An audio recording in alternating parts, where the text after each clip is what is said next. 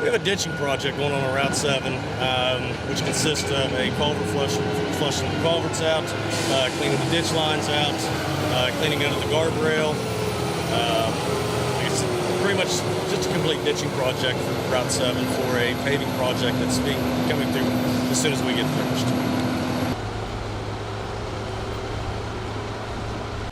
We have approximately probably 20 people probably right now between the flagmen, like I said, the flushing crew, the mowers, the ditching crew.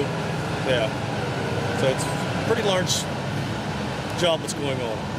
We have one crew out of our Town correctional facility that they come out and they help us. They do blacktop patching, they clean flush pipes, weed eat, pretty much a lot of our manual labor, which is a good resource that we have right now. It's part of like a core maintenance that we do, which is, like I said, mowing, ditching, patching is part of our core maintenance. This is pretty much, we've got a mower out here as well. We're trying to cut the brush back. Pretty much a complete core maintenance package, all on one route right now.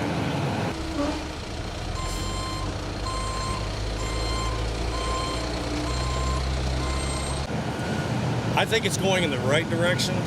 It's just the point of just trying to get more people hired on, more qualified people that we can get trained in order to do the jobs that we need to get done. One of our other biggest issues we have at Mon County is the amount of traffic that we have.